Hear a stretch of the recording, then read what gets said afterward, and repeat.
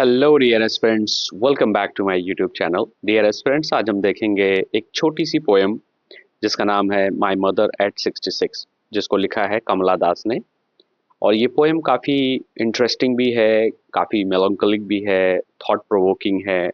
एक डॉटर और मदर के रिलेशनशिप को बहुत अच्छे से दिखाती है कि कैसे एक डॉटर जो अपने घर से दूर रह रही है, काम करती है, यू नो और जब वो वापस घर आती हैं और आने के बाद उनको वो जो फीलिंग है, सेपरेशन की फीलिंग है, मदर और डॉटर के बीच का जो बॉन्डिंग है, वो जब दूर जाता है तो क्या फील होता है। और एजिंग यानी कि बुढ़ापा जब हम देखते हैं कि हमारी mother she is getting old, तो वहाँ पे वो जो पेन है सेपरेशन का या उन्हें खोने का, वो इस चीज को कमला दास ने इस पोएम में बहुत अच्छे से समझाने की कोशिश की है। About the poet, Kamala Das poet हैं। कमला दास का लाइफ स्पैन रहा है 1934 टू 2009। ये इनका लाइफ स्पैन रहा है। कुछ इंटरेस्टिंग फैक्ट्स भी इनके बारे में जान लेते हैं कि Kamala Das was born in Malabar, Kerala. यानी इनका जन्म जो होता है केरला में होता है। She is recognised as one of the India's foremost poets. इनको जो है भारतीय यानी इंडियन इंग्लिश लिटरेचर में काफ़ी एक प्रोमिनेंट फिगर माना गया है। और काफ़ी कुछ लिखा भी है इन्होंने, काफ़ी इंटरेस्टिंग पोएम्स भी लिखी हैं। बहुत ही पर्सनल लेवल पे भी इन्होंने अपनी पोएम्स को लिखा है। Her works are known for their originality, यानी ऐसा है कि ओरिजिनलिटी का मतलब जाहिर सी बात है कि उन्होंने जो भी लिखा है बहुत जेन्युइन लिखा है, कहीं से कॉपी पेस्ट करके नहीं लिखा है। अपने फीलिंग्स, अपने थॉट को इन्होंने दिखाने की कोशिश की है। पर her works are known for their originality, versatility, and the indigenous flavor of the soil. Indigenous क्या होता है? इंडिजीनियस का मतलब होता है लोकल, यानी जो वहाँ के मूल निवासी होते हैं। जैसे अगर हम अपने आसपास की चीज़ों के बारे में लिखेंगे तो हमारा वर्क जो है इंडिजीनियस वर्क में काउंट होगा। वैसे ही कमला दास ने भी अपने लोकेलिटी, अपने आसपास के जो वहाँ का एनवायरनमेंट था, लैंग्वेज थी, जो कल्चर था, उसको अच्छे से दिखाने की कोशिश की है। कमला दास हैज़ पब्लिश्ड मेनी नॉवेल्स, बहुत सारी नॉवेल्स भी लिखी हैं, short stories in English and Malayalam. तो मलयालम इनकी जो है मदर टंग रही है, तो मलयालम में इन्होंने काफ़ी कुछ लिखा है, उसका ट्रांसलेशन भी हुआ है अंडर द नेम माधवी कुट्टी। तो ये एक इम्पॉर्टेंट फैक्ट है कि जब ये मलयालम में लिखती थी तो अपना नाम इन्होंने माधवी कुट्टी रखा था। रेफरेंस टू कॉन्टेक्स्ट, अब ये एक इम्पॉर्टेंट चीज़ है कि हमें ये जानना जरूरी है कि कॉन्टेक्स्ट क्या है, यानी कि पोएम के लिखने के पीछे का मोटिव क्या है। तो the given lines are taken from poem my mother at 66, चूंकि हमारी पोएम का नाम ही है माय मदर एट 66, जिसको रिटन बाय कमला दास ने इसको लिखा है। इन दिस पोएम, इस पोएम के अंदर क्या है? The poet describes a moment when she is driving her aged mother to the Cochin airport. अब ये एक तरह से एक बैकग्राउंड आपको समझने की जरूरत है कि एग्जैक्टली होता क्या है पोएम में। तो पोएम में जो है ये बताया जा रहा है कि she is driving her aged mother. जब कमला दास जो है अपनी बूढ़ी मदर को जो है, जो जिनकी एज जो है 66 है, चूंकि टाइटल के हिसाब से माय मदर एट 66 का मतलब है उनके मदर की एज जो है 66 ईयर्स हो चुकी है। तो वो जब ड्राइव करती हैं, कार में जाती रहती हैं, और कहाँ पे? कोचिन एयरपोर्ट की बात हो रही है। तो जब वो मदर के साथ जो है कोचिन एयरपोर्ट जाती हैं, उस पूरे जो मोमेंट है उसको उन्होंने डिस्क्राइब किया है कि कैसे वो फील करती हैं during the journey. During this journey the poet becomes painful aware. अब ये जर्नी जो होती है, यानी घर से एयरपोर्ट, तो घर से एयरपोर्ट का मतलब है बीच का जो रास्ता है, उसके बीच में ही इन्होंने जो कुछ समझा सोचा वो अपनी मदर के बारे में, वही इस पोएम के अंदर उन्होंने लिखा भी है। तो पेनफुल अवेयर अवेयर होती हैं। जाहिर सी बात है, जब आप किसी भी नेगेटिव थॉट को अपने दिमाग में लाएंगे तो आपको पेन होगा, आपको बुरा लगेगा। Of her mother's old age, और ये उनके लिए जो सबसे पेनफुल मोमेंट है इस जर्नी में, यानी घर से लेके कोचिन एयरपोर्ट के बीच की जो दूरी है, उस बीच वो अपने मदर के ओल्ड एज को देखती हैं, जो कि कार के बगल में ही बैठी हुई हैं, यानी कार के अंदर ही बगल सीट में बैठी हुई हैं। And she is haunted by the fear of losing her, और उनको जो सबसे डरावनी चीज लगती है कि कहीं ऐसा ना हो कि इस बार तो मिल ले रही हैं, अगली बार आने पे हो सकता है उनके मदर की डेथ भी हो सकती है। The poem captures the poets inner conflict between acceptance of reality and emotional denial. अब ये रियलिटी और इमोशनल डिनायल क्या होता है कि जैसा हम जानते हैं कि हम अपने को खुश करने के लिए बहुत सारी चीज़ें सोचते हैं, यार नहीं ऐसा नहीं होगा, ऐसा कुछ नहीं होगा। पॉजिटिव भी सोच रहे हैं, at the same time negative भी सोच रहे हैं, तो एक तरह से हम इमोशनल डिनायल मोड में होते हैं। जबकि हमको रियलिटी पता है, हमारे दिमाग में वो सारी चीज़ें पता है कि नहीं ऐसा हो सकता है कि ओल्ड एज में हम जो है अपने ग्रैंड मदर और ग्रैंड फादर को खो सकते हैं, but at the same time हम पॉजिटिव भी हैं, अरे नहीं ऐसा नहीं होगा, ऐसा कुछ नहीं होने वाला है। तो ये इमोशनल डिनायल होता है, क्योंकि हम उनसे जुड़े हैं, हमारा एक रिश्ता जुड़ा हुआ है। और रियलिटी और डिनायल में दोनों में यही, यानी एक पॉजिटिव और एक नेगेटिव की बात चलती रहती है। टेक्स्ट को देख लेते हैं। अबाउट द टेक्स्ट क्या है। टेक्स्ट जो है इम्पॉर्टेंट है, क्योंकि टेक्स्ट के अंदर से क्वेश्चंस भी आते हैं कि कभी कभी लाइंस पूछ सकते हैं, या फिर पैसेज को उठा के आपको स्टैंजा वाइज जो है इनसे क्वेश्चंस भी बनते हैं। So it's important to know about the exact poem. Driving from my parents home, यानी यहाँ पे कमला दास कह रही हैं कि driving from my parents, parents का मतलब है अपने घर की बात हो रही है, जहाँ पे उनका जहाँ उनके मम्मी पापा रहते हैं, तो पेरेंट्स होम ही कहलाता है। टू कोचीन लास्ट फ्राइडे, अब ये डे की बात होगी, अगर क्वेश्चन इससे बनते हैं तो फ्राइडे की पर्टिकुलर डे है जो है फ्राइडे है।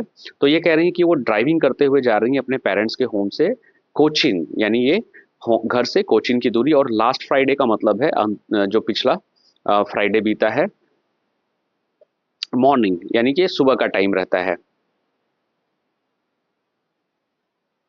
I saw my mother beside me, और वो देखती हैं जब वो कार में जो है, यहाँ पे एक पिक्चर भी मैंने डाल रखी है कि आप देख सकते हैं कि मान लीजिए ये कमला दास है, चूंकि ये कमला दास है नहीं, but you have to pretend कि ये कमला दास हैं, और ये उनकी मदर है, बूढ़ी मदर है। तो कमला दास ड्राइव कर रही हैं और मदर बगल में बैठी हुई हैं। आप इसको पिक्चर कर सकते हैं अपने दिमाग में कि कैसे ये सिचुएशन हो सकती है। कह रही हैं आई, यानी वो कमला दास कहती हैं I saw my mother beside me, और वो देखती हैं बगल में उनकी मदर बैठी हैं। डोज, और वो जम्हाई ले रही हैं। डोजिंग करना मतलब जम्हाई लेना। ओपन माउथ, एज में क्या होता है कि आपके पास एनर्जी जो जो हम आज फील करते हैं वो ओल्ड एज में नहीं होने वाली है, इसको हमें एक्सेप्ट करना पड़ेगा। तो जब एनर्जी की कमी होगी तो आप जो है थकान जल्दी आएगी, और नींद ज़्यादा से ज़्यादा नींद आएगी। जैसे छोटे बच्चे होते हैं, बच्चों के अंदर तो एनर्जी बहुत ज़्यादा होती है, बट जब छोटे बहुत ही छोटे रहते हैं तो वो सोते ज़्यादा हैं। वैसे ही ओल्ड एज, तो अगर आप इसको ऐसे समझे कि एक बचपन और एक ओल्ड एज में बहुत ज़्यादा अंतर नहीं होता है। जैसे बच्चे को भी संभालने की ज़रूरत होती है, वैसे ही ओल्ड एज में बूढ़े लोगों को भी संभालने की ज़रूरत होती है। तो यहाँ पे वो डोजिंग सिचुएशन में है। ओपन माउथ है क्योंकि वो जम्हाइयाँ ले रही हैं, और अक्सर her face ashen like that of a corpse and realised with pain. अब यहाँ पे ये समझिएगा कि दो तीन चीजें इन्होंने बताई है। उनके फेस जो है एशन लाइक दैट ऑफ कॉर्प्स, और ऐसा वो सोच रही हैं कि उनके बगल में जो उनकी मदर है, जो उनकी खुद की मदर है, वो जो है सोच रही हैं कि वो मरे हुए व्यक्ति के समान है। कॉर्प्स क्या होते हैं, जो लाश को हम कॉप्स कहते हैं, यानी कि डेड बॉडी को हम कहते हैं। एंड रियलाइज्ड विद पेन, ऐसा सोचने के तुरंत बाद जो है उन्हें पेन फील होता है, यानी कि उन्हें खोने का जो डर आ जाता है दिमाग के अंदर जो है, या शरीर के अंदर जो एक सी कहते हैं ना कि एक एक थॉट आते ही शरीर जो है उनको ऐसा फील होने लगता है। तो that she was as old as she looked but soon put that thought away. अब इसको यहाँ पे ऐसे समझते हैं, that she was as old, she कौन है, मदर है उनकी।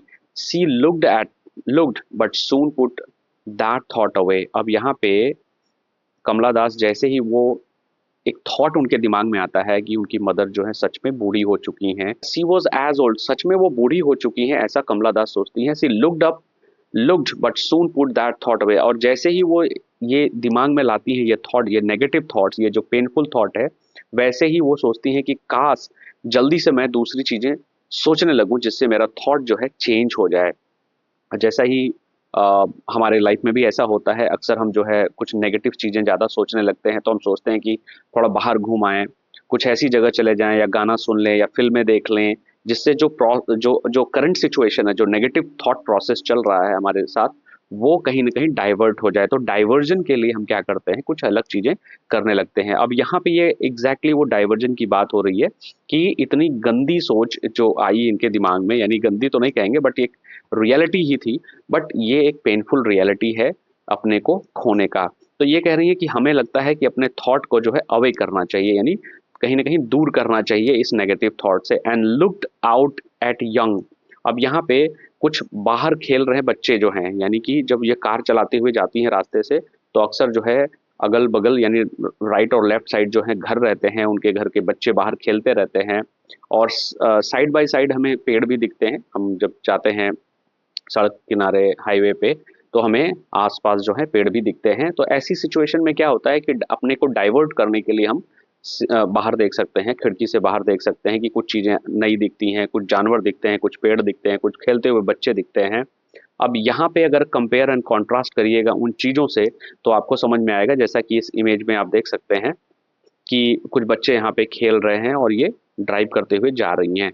तो घर भी हैं, पेड़ भी हैं, बहुत सारी ऐसी सीनरी होती हैं जिससे कि हमें अपने माइंड को हम डाइवर्ट कर सकते हैं। अब आगे कह रही है कि कुछ यंग बच्चों को वो खेलते हुए, एंड ट्रीज स्प्रिंटिंग, अब ट्रीज इन स्प्रिंटिंग जो है यहाँ पे एक पर्सोनिफिकेशन जो है, फिगर ऑफ स्पीच की बात हो रही है। ट्री जो है उनके साथ स्प्रिंट कर रहा है, स्प्रिंटिंग करना मतलब लंबे लंबे कदम से छलांगे लगाना होता है, उसको कहते हैं स्प्रिंटिंग। जैसा कि उशैन बोल्ट के बारे में हम सब जानते हैं कि वो ही इज ए स्प्रिंटर। तो यहाँ पे ट्री स्प्रिंट नहीं कर रहे हैं, बट यहाँ पे पर्सोनिफिकेशन का यूज हुआ है, क्योंकि ट्री जो है उनके साथ चल रहा है, ऐसा उन्हें लग रहा है। जैसे कि रास्ते में हम जाते समय अक्सर फील करते हैं कि वो पेड़ हमारे साथ चल रहे हैं, गाड़ी जबकि चल रही है गाड़ी।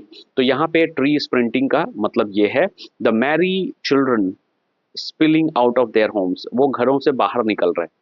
जो बच्चे हैं, मैरी मैरी चिल्ड्रन का मतलब यहाँ पे है हंसते हुए बच्चे, खिलखिलाते हुए बच्चे जो हैं अपने घरों से बाहर निकल रहे हैं खेलने के लिए। अब यहाँ पे अगर आप सिचुएशन को देखिएगा कि कैसे अपने कमला दास ने बहुत ही स्मार्टली अपने दिमाग को जो है डाइवर्ट किया। अभी वो अपने मदर के बारे में सोच रही थी कि कैसे मदर बूढ़ी हो रही हैं, उनका चेहरा जो है एकदम से पीला पड़ चुका है, ओल्ड हो चुकी हैं, और उनकी उनका जो शरीर है वो डेड बॉडी के समान दिख रहा है। और ये थॉट जो है बहुत ही पेनफुल थॉट्स हैं, और इसको हटाने के लिए अपने दिमाग को वो क्या करती हैं, डाइवर्ट कर देती हैं। ट्री को देखने लगती हैं, बच्चों को देखने लगती हैं, और कुछ घरों को देखने लगती हैं कि बच्चे घरों से निकल के बाहर आ रहे हैं, हंसते हुए आ रहे हैं। तो यहाँ पे बच्चों का और बूढ़े का, दोनों का कंपैरिजन हुआ है, या आप समझ सकते हैं कि एक की जिंदगी अभी शुरू होने वाली है और दूसरे की जिंदगी खत्म होने वाली है। तो यहाँ पे एक तरह से जन्म है और दूसरा एक मृत्यु है। दोनों कॉन्ट्रास्टिंग इमेज को इन्होंने बहुत अच्छे से दिखाने की कोशिश की है। But after the airport's security check, लेकिन अब समय आ गया है कि वो सिक्योरिटी चेक करेंगी, क्योंकि आपको एयरपोर्ट अंदर जाने के लिए आपको सिक्योरिटी चेक की जरूरत होती है, जहाँ पे वो सिक्योरिटी चेक होता है। Standing a few yards away, अब मदर जो है बाहर हैं, अंदर जा चुकी हैं, यानी एयरपोर्ट के अंदर अब कमला दास जा चुकी हैं, मदर बाहर हैं। यार्ड्स मतलब होता है कुछ दूरी की बात हो रही है। I looked again at her, और मैं फिर से अपनी मदर को देखती हूँ। आई मतलब यहाँ कमला दास हैं। And pale as late winter's moon, और उनका चेहरा सच में एकदम पीला दिखता है, क्योंकि बुढ़ापे में खून की कमी होती है और चेहरा जो है पीलापन आ जाता है, जाहिर सी बात है, because of lack of blood. और उन्होंने इस जो चेहरा है उनका, अपनी मदर का, उसको उन्होंने कंपेयर किया है लेट विंटर्स मून से। अब यहाँ पे आप समझ सकते हैं कि विंटर विंटर चूंकि वैसे भी ज़्यादा प्रॉब्लमेटिक होती है, विंटर को नेगेटिव तरीके से हम लोग जो है इंग्लिश लिटरेचर में इमेज के तौर पे देखते हैं, क्योंकि यहाँ पे प्रॉब्लमेटिक चीज़ें होती हैं। ठंड में आप बाहर नहीं जा सकते हैं, फॉगी वेदर होता है, ट्रांसपेरेंट जो चीज़ें मतलब क्लियर नहीं होती हैं चीज़ें। तो यहाँ पे उस मून को जो है उन्होंने उनके चेहरे से कंपेयर किया है। And felt that old familiar एक, और फेमिलियर एक क्या है? फेमिलियर एक है कि माई चाइल्डहुड फियर। अब यहाँ पे आप समझिएगा कि एक फेमिलियर मतलब होता है जो चीज़ें बार बार आती हैं, यानी कमला दास जो है बचपन से ये डर उनके अंदर रहा है कि एक समय ऐसा आएगा कि माँ की डेथ हो जाएगी या हो सकती है। तो ये जो बार बार जो थॉट आते रहते हैं, इसी को हम फेमिलियर एक कहते हैं। एक मतलब होता है दर्द, जो हम जिसको एंग्विश कहते हैं, यानी हृदय की जो पीड़ा होती है। और ये चाइल्डहुड फियर है, यानी ये इनके बचपन से ये थॉट आते रहते हैं कि अभी तो माँ उस समय सिचुएशन अलग रही होगी जब ये बचपन में छोटी रही होंगी, लेकिन अब चूंकि ये बड़ी हो चुकी हैं और इनकी मदर और बूढ़ी हो चुकी हैं, तो ये जो फेमिलियर एक है वो बार बार उनके दिमाग में आता रहता है, और ये बचपन से हो रहा। But all I said was, लेकिन मैं इतना कह सकती हूँ, सी यू सून अम्मा। और बस अब आपके पास ऑप्शन क्या है? अगर आप जा रहे हैं बाहर, आपको काम करना है, आप ड्यूटी पे जा रहे हैं और अपने बूढ़े बुजुर्ग मदर को या ग्रैंड मदर को सी ऑफ करते हैं, तो आप क्या कर सकते हैं? आप सी यू सून अम्मा ही कह सकते हैं। Smile smile and smile. और बस एक चीज है कि अगर हमें रियलिटी पता है, सब कुछ पता है, लेकिन इसके बाद भी हमको पॉजिटिव रहना है। हमें अपने को खास करके सी ऑफ के समय जो होता है, जब विदाई का समय होता है, तो हम अपने चेहरे को जो है खुशी रखते हैं, यानी दुख के उस मोमेंट में हम जो है दुख नहीं दिखाते हैं, रोने का नाटक नहीं करते हैं, बट हमें स्माइल के साथ जो है विदाई करनी चाहिए। ऐसा ही कमला दास ने अपनी मदर के साथ किया। थीम की बात कर लेते हैं। इस पोएम के अंदर थीम क्या क्या यूज हुए हैं? Ageing and mortality. अब यानी बुढ़ापा इस पोएम के अंदर दिखाया गया है कि कैसे बुढ़ापा जो है एक एक बहुत ही बड़ी रियलिटी है और ये आता ही है। मोर्टैलिटी की बात हो रही है तो जाहिर सी बात है, इंड जो है सबका होना है, सबकी डेथ होनी है, चाहे राजा हो चाहे रंक हो। The poem reflects the inevitable process of ageing and the nearness of death. Poem के अंदर दिखाया गया है कि आप किसी से बहुत प्यार करते हैं तब भी उसकी डेथ होगी, और अगर आप नहीं भी प्यार करते हैं तब भी उसकी डेथ होगी। तो ये एक परमानेंट ऐसी चीज है जो बहुत ही बड़ा, जिसको हम कहते हैं कि सार्वभौमिक सत्य है। फियर ऑफ लॉस, दूसरा जो थीम यहाँ पे यूज हुआ है, फियर ऑफ लॉस की बात हो रही है, यानी खोने का डर। The poets deep seated childhood fear. अब ये डीप सीटेड क्या मतलब है? कि एकदम अंदर से बैठा हुआ डर, जिसको हम कहते हैं डीप सीटेड। जैसे पेड़ होता है, उसकी जड़ें जो हैं काफी नीचे तक रहती हैं ताकि पेड़ को वो पूरे पेड़ को वो संभाल सके। तो ये जो डर है वो डीप सीटेड है, काफी अंदर तक है। ऐसा नहीं है कि वो बाहर बार बार नहीं, वो अंदर बैठा हुआ है सबकॉन्शियस माइंड में। वो चीजें जब भी वो अपनी मदर को देखती हैं तो वो सामने आ जाता है। ऑफ लूजिंग हर मदर्स रिसर्फेसेस, जो कि माँ को देखने के बाद फिर से वापस आ जाता है। तीसरा है लव एंड इमोशनल बॉन्ड। अब जाहिर सी बात है, एक बेटी और माँ के बीच का जो रिलेशन होता है बहुत ही पायस होता है, बहुत ही प्योर होता है। और यहाँ पे वो उस प्यार की बात हो रही है। वो जो डर है वो प्यार की वजह से है। अगर सच में प्यार नहीं रहता तो वो शायद डर भी नहीं रहता है, तो हम इमोशनली उतना कनेक्ट नहीं होते हैं जिससे हम प्यार नहीं करते हैं। तो खोने का डर उन्हीं को होता है जिससे वो हम ज़्यादा प्यार करते हैं। और इमोशनल बॉन्डिंग भी बहुत ज़्यादा है बेटी और माँ के बीच जो है होती है। The restrained yet powerful love between mother and daughter. Contrast between youth and old age, एक और जो थीम यहाँ पे यूज हुआ है, यूथ। यानी जब बाहर बच्चे आते हैं घरों से खेलने तो वो यूथ की बात करते हैं, एनर्जी की बात करते हैं, लाइफ की बात करते हैं।